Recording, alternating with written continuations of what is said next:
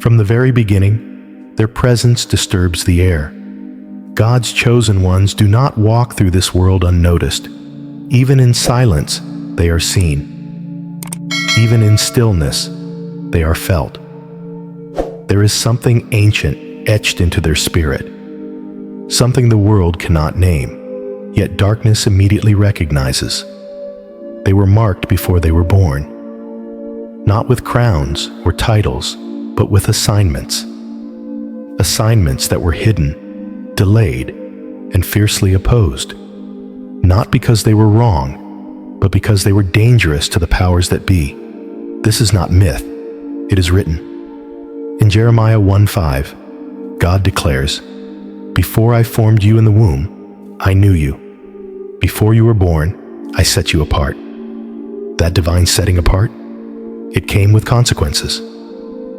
Here, at Chosen One's Sanctuary, we honor those consequences.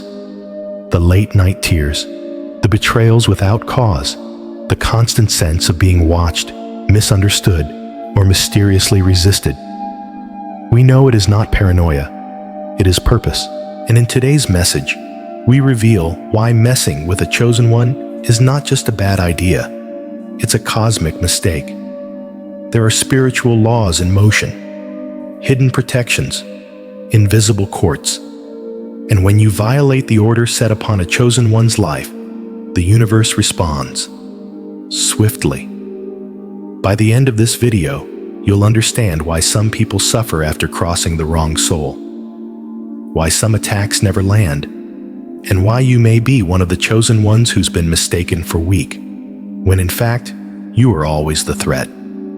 Stay with me, because what we're about to uncover may explain everything you've endured and everything you were born to protect.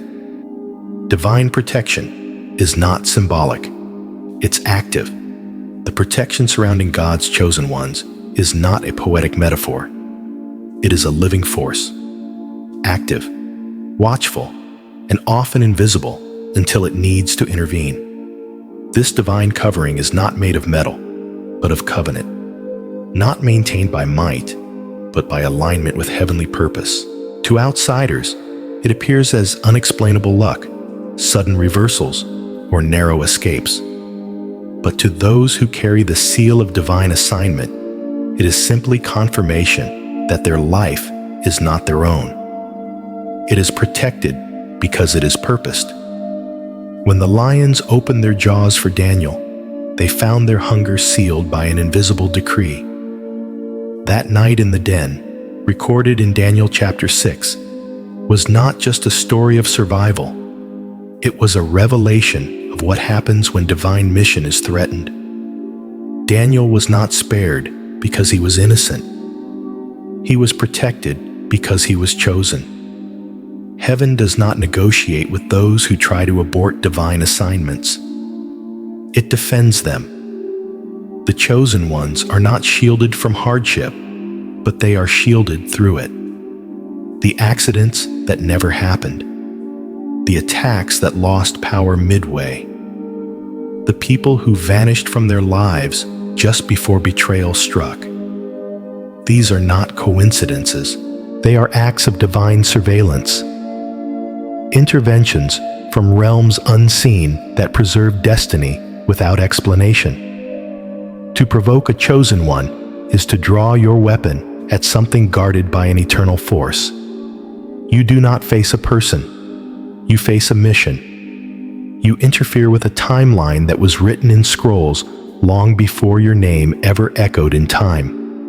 And the consequences, though not always immediate, are always exact. You may not see the hand that moves, but you will feel its correction. Their protection is not passive. It is intelligent, responsive, selective.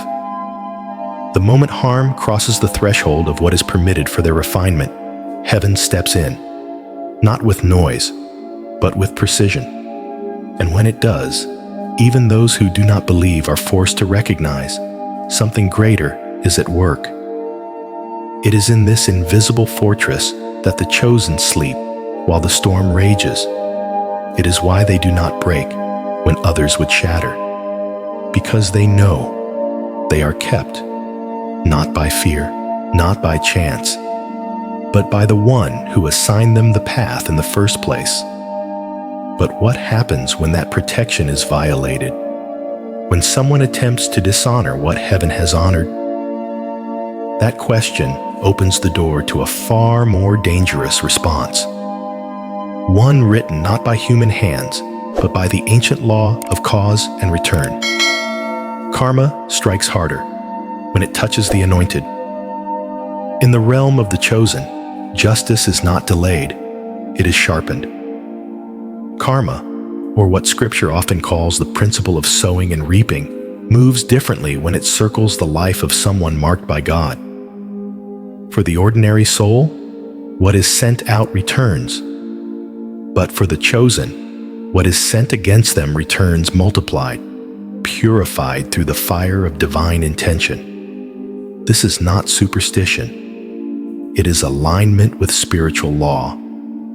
To harm a chosen one is to write a check your soul cannot afford to cash. The ripple of that action does not stop at flesh and emotion. It climbs ladders of unseen consequence, disturbing the balance of realms that were never meant to be touched by human offense. You may think it was just gossip, just a lie, just a betrayal. But in the realm of the chosen, those acts echo louder, not because they are more fragile, but because they are more essential. Consider Haman in the book of Esther. His plot against Mordecai and the Jewish people seemed invincible, until it turned. The gallows he built were not dismantled. They were repurposed. What he constructed for destruction became the very altar of his own demise. The text is not silent here. It reminds us that to plan against the protected is to build judgment with your own hands. This is the reality of divine backlash. The chosen do not seek revenge. They do not have to. Their silence speaks in courtrooms higher than any human system. The scales are not held by emotion, but by righteousness. And those scales do not forget. When someone provokes a chosen one, they awaken a recalibration of divine order. Things begin to fall apart, not because of a curse, but because of correction. It is the universe restoring balance, heaven defending investment. And it always comes, whether by quiet unraveling or by sudden reversal. Sometimes the very blessings people stole become the source of their restlessness. Sometimes the relationships they weaponized turn toxic in their hands. Because what was meant to harm a chosen one cannot stay where it does not belong. This is why the chosen walk carefully, not fearfully, but with awareness. They know the weight of their words. They know the cost of being touched. And they know that forgiveness is a gift, not an erasure of consequence. So when you see someone suffer after harming the gentle, when you witness doors close on those who mock the quiet ones, know this: the anointing is not invisible to justice. It amplifies it. And when divine justice moves on behalf of the chosen, nothing can outrun the wave. But the most sacred response is not destruction, it is transformation. And the chosen, even when struck, carry the power to turn arrows into altars. That gift, the ability to transmute harm into healing, is the next holy mystery we must enter. Chosen ones, transmute pain into power. There is a mystery written into the souls of God's chosen ones, a sacred chemistry that turns betrayal into wisdom, loss into fuel, and suffering into strategy. They are not just survivors, they are spiritual alchemists. What touches them in darkness returns to the world as light. And this, more than anything, confounds those who seek to break them. To harm a chosen one is to unknowingly participate in their elevation. The very blow intended to silence them, becomes the pressure that awakens their voice. The abandonment that was meant to destroy them becomes the sacred silence where God rewrites their destiny.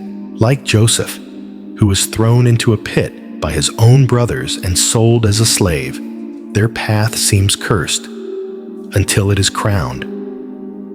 When Joseph stood before the same brothers who betrayed him, he did not speak as a victim. He spoke as one who had transmuted pain into prophecy.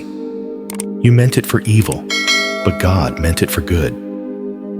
This is the divine paradox. The chosen ones do not merely endure suffering, they transform it.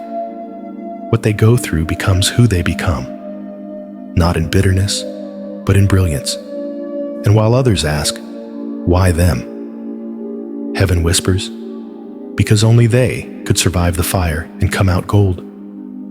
This transmutation is not passive, it is intentional. The chosen learn to press their wounds into the altar. They surrender not just what happened to them, but the emotions tied to it: bitterness, vengeance, sorrow. And in return, they receive clarity, strategy, and deeper spiritual authority. This is why so many who mock the chosen end up needing them, because the one they laughed at became the one they later followed. And here lies the danger. Provoking a chosen one is not just creating conflict. It is activating a process of divine refinement that only makes them more powerful. Every insult becomes a sharpened word of truth. Every trial becomes a gateway to greater reach. What was meant to bury them becomes the soil where their next season grows. This sacred transformation confuses darkness. Because when evil throws its worst, the chosen respond with fruit, with forgiveness, wisdom, vision, and healing. Not because they are weak, but because they are wired for resurrection. What kills others gives birth to them. They are not shaped by ease. They are forged by fire. And that fire is not finished. Because deep within the chosen one lies a library of hidden things, knowledge not taught, but revealed, truths stored in silence, patterns understood in solitude. What fuels their transformation now leads us deeper into the source of their power, the hidden knowledge that makes them untouchable. They operate with hidden knowledge.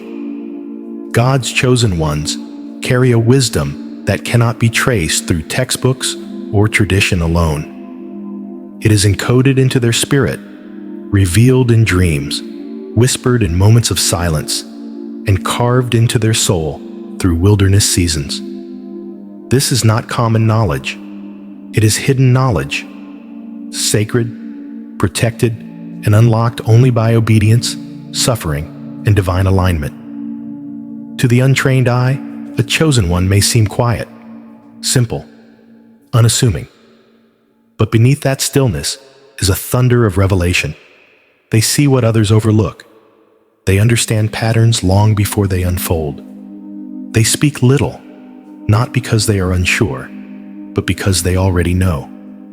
Their restraint is not ignorance, it is discernment. Like Jesus, at 12 years old, seated among the elders in the temple, the chosen ones often reveal glimpses of divine intelligence early in life.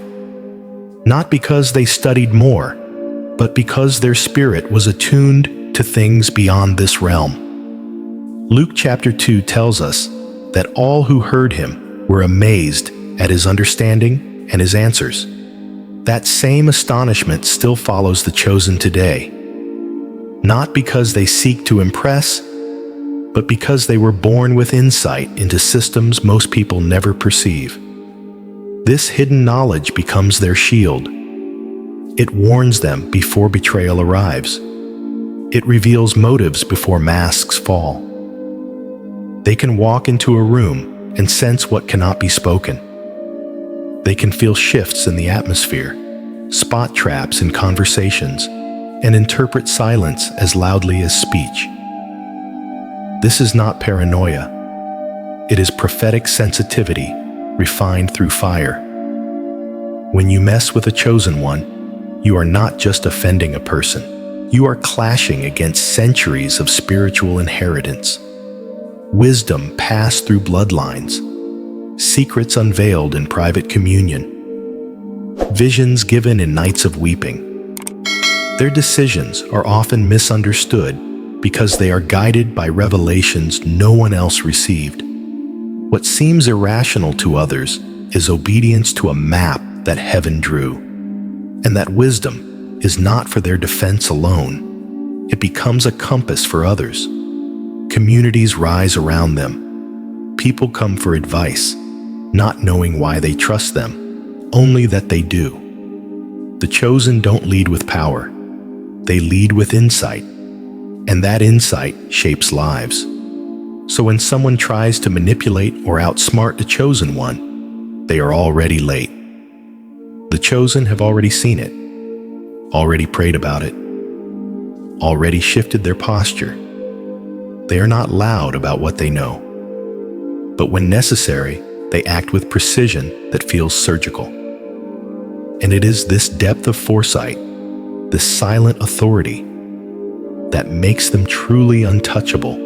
But there is another layer deeper still, one that does not speak through intellect, but through instinct, an inner compass that guides their every step, even when logic says otherwise. The next dimension is not learned, it is felt, and it is called deep intuition. Their intuition is a spiritual surveillance system. The chosen ones are not led by logic alone. Their path is not charted by maps made by men. Instead, they move by something older, deeper, a sacred instinct, tuned to the rhythm of heaven. This intuition is not a feeling, it is a frequency, a spiritual surveillance system that alerts them before danger forms and directs them toward divine timing with eerie precision. To those watching from the outside, the decisions of a chosen one often seem irrational. They walk away from opportunities others would die for. They say no when everything says yes. They distance themselves from people with smiles and beautiful words. But what outsiders don't understand is that the chosen aren't reading faces. They are reading frequencies, and what they pick up is never surface level. Elisha, in 2 Kings chapter 6, displayed this gift with terrifying accuracy. The king of Aram was enraged because every strategic move he made against Israel was already known in advance. He asked, "Who among us is a traitor?" But the answer was simple. "None, my lord." It's Elisha, the prophet, who tells the king of Israel the very words you speak in your bedroom. That is the level of intuition the chosen walk in. It is not imagination. It is interception. This intuition spares them from relationships that would drain them, from contracts that would trap them, from journeys that would lead to premature death. And though they cannot always explain their reasons, they know when to pivot, when to pause, and when to proceed. Many times, this guidance comes at the cost of misunderstanding. Friends leave, doors close, opportunities vanish. But in the end, protection always proves its purpose. To challenge a chosen one without understanding their divine radar is to underestimate their alliance with foresight. You may think you've caught them off guard, but often they've already discerned your movement before you took the first step. They are not prophets for display. They are prophets in motion, decoding energies, dreams, shifts, and silences. This deep inner knowing is not for manipulation. It is for mission. It allows them to help others avoid traps, to speak life before collapse, to warn when something is off, even if no one else sees it. The chosen are often the first to say, "Something isn't right," long before evidence appears. And those who ignore that warning often pay the price. But where does this intuition draw its strength? Not from the mind, but from the divine energy they carry, a protective force that surrounds them, flows through them, and disrupts anything that seeks to destroy them. This force cannot be seen with human eyes, but its presence is undeniable. And it is to that protective energy we now turn. Their energy is protective and purifying. There is a presence that follows God's chosen ones, an unseen atmosphere that travels with them, enters rooms before they speak, and lingers long after they leave. It is not charisma. It is not charm. It is protective energy, a divine field of resonance that acts as both armor and altar, shielding the chosen from harm while cleansing the space around them. This energy is not imagined. It is felt. Sensitive souls often describe an unexplainable sense of calm when the chosen are near, like the air itself has softened, like the chaos in their mind suddenly knows peace. Others feel conviction, discomfort, or agitation in that same presence, not because the chosen judge them, but because the light they carry exposes what prefers to remain hidden. Scripture does not ignore this mystery. In Acts 5, we are told that even Peter's shadow carried healing power, not because he said anything, but because his presence was so charged by the Spirit that his very movement shifted atmospheres. That is the spiritual signature of a chosen one. They are not always loud, but they are always felt. This energy deflects curses. It diffuses gossip. It disrupts spiritual attacks that never make it to the surface. It is not rooted in personal power, but in alignment. When someone is walking in their assignment, covered by obedience, surrounded by prayer, and refined by suffering, the energy around them becomes holy ground. And anything unclean, anything sent to harm, is either dismantled or transformed before it can make contact. To try and harm a chosen one is to walk into this field of divine vibration, and it never ends well. The backlash is not always dramatic. Sometimes it's subtle. Delays, closed doors, internal unrest, but it always comes. Because the universe, aligned with the will of God, refuses to allow spiritual injustice to stand unchallenged.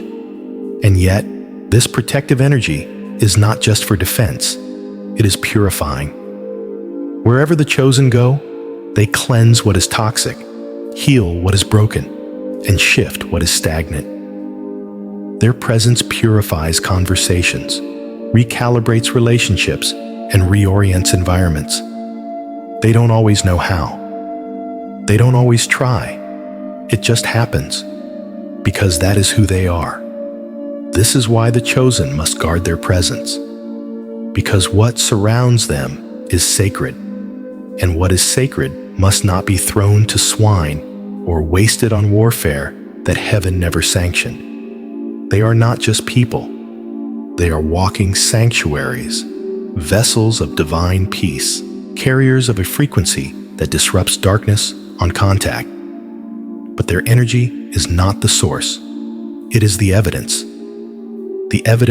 of a divine connection, a covenant with the Most High that not only protects, but empowers. And that covenant is not just spiritual, it is strategic. Because when a chosen one is on assignment, even heaven rearranges timelines to ensure they finish the mission. This sacred backing, this divine alliance, is what we must now enter. For their power is not self-generated. It flows from the one who sent them. They are aligned with a mission that cannot be stopped. Every chosen one walks with an invisible mandate, a sacred assignment etched into their spirit long before they were ever born. This mission is not optional. It is not convenient, and it cannot be canceled by human opposition, whether they are aware of it yet or not. The chosen are drafted into something far greater than personal success. They are instruments of divine movement in a world teetering between light and shadow. Their journey is marked by strange delays, closed doors, and sudden shifts, not because they are lost, but because heaven is ordering their steps with exact precision. Psalm 37 declares, "The steps of a good man are ordered by the Lord." When a chosen one's life seems out of sync with worldly patterns, it's because their timeline is not of this world. They move according to divine momentum. To stand in the way of their mission is to stand in the way of God's unfolding plan. You may hinder a moment, but you will never stop the movement. Pharaoh tried to stall Moses. Herod tried to kill Jesus before his time. Saul tried to destroy the early church. But every attempt only served to accelerate the mission. Because when the chosen are opposed, the kingdom advances. What was meant to destroy them becomes the fuel that drives them deeper into their calling. This alignment is not just protection, it is propulsion. Doors open because of it. Resources find them because of it. People are drawn to them without explanation because of it. And even in their lowest seasons, the hand of God keeps nudging them forward. They may wander, but they are never abandoned. They may fall, but they are never disqualified. The assignment holds because it was never theirs to begin with. It belongs to the one who sent them. And when they finally accept this mission, when they surrender to the weight and wonder of their calling, something shifts. Authority increases, clarity sharpens, and no attack, no betrayal, no demonic scheme can undo what God has already set in motion. This is why it is so dangerous to oppose a chosen one. Because you are not resisting a person. You are resisting a timeline. You are standing in the path of a word that must be fulfilled. And every time in history, when someone tried to sabotage such a mission, the result was not the fall of the chosen. It was the fall of those who opposed them. To provoke a chosen one on assignment is to interfere with a living prophecy. And in doing so, you may awaken a backlash that touches not only your present, but the generations that follow you. Yet for the chosen, every trial, every rejection, every war they endure only deepens their resolve. Because they know now what they always suspected. They were not sent here to be liked. They were sent to be sent. And nothing sent by God ever returns empty. Their path may be narrow. Their battles may be brutal. But their mission cannot be stopped. And as we now descend into the final reflection of this journey, may we carry the full weight of what it means to walk among the chosen, and to never, ever mistake their silence for weakness. There is a reason the world resists what it does not understand. To walk as a chosen one is to carry a truth too heavy for common conversation and too sacred for public display.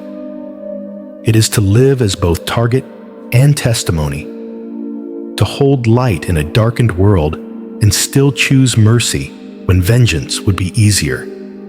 And though the path is narrow and the weight at times unbearable, the chosen do not walk it alone. Every trial, every delay, every spiritual attack is met by a force greater than the opposition, the unrelenting faithfulness of the one who called them. There is a mystery buried deep within this calling, a tension that still holds. Why does God allow the chosen to suffer so deeply, only to raise them so high? Perhaps because elevation without brokenness leads to pride, and glory without pain breeds arrogance. But when someone has wept in private, forgiven in silence, and remained faithful in obscurity, then, and only then, can they be trusted to lead, to heal, to carry light that doesn't burn, but illuminates. So let this be your quiet confirmation. If you've been misunderstood, opposed, delayed, or dismissed, it may not be punishment. It may be proof. The fire you've walked through wasn't meant to consume you. It was meant to reveal you. Prophetic seal. You are not here by accident. You are chosen by design. You are not just part of the plan. You are the plan. If this word stirred something deep in your spirit, we invite you to stay connected with us here at Chosen One's Sanctuary. Like this video, share it with someone who needs clarity in their calling, and subscribe for more revelations rooted in Scripture and divine insight. In the comments, we welcome your reflections. What part of this message confirmed your journey? What mystery still lingers in your spirit? You never know. Your story may be the light that unlocks someone else's.